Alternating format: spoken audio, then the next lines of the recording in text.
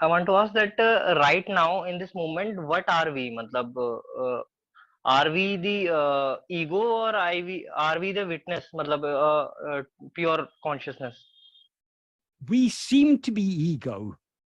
So long as we are aware of the existence of other things and are aware of ourselves as I am this body, we who are aware of ourselves as I am this body and who are consequently aware of other things are ego.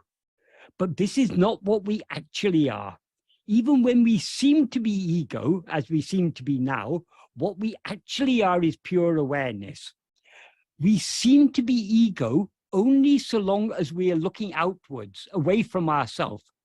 If instead of looking at other things, if we look at ourselves, in other words, if we turn our attention back within to see who am I, this ego, as Bhagavan says in verse 25 of Ulanaptu, Tedinal otum pidicum. If sought, it takes flight.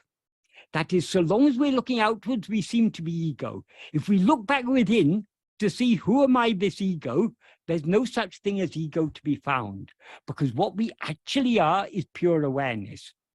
It's just like if you don't, if you see a rope and mistake it to be a snake, it will continue to appear to be a snake so long as you don't look at it carefully enough.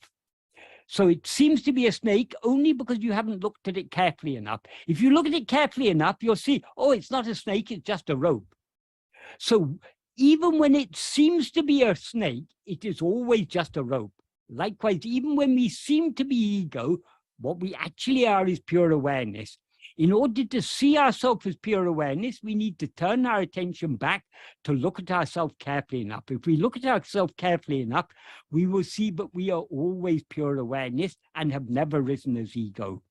But until then, we seem to be ego.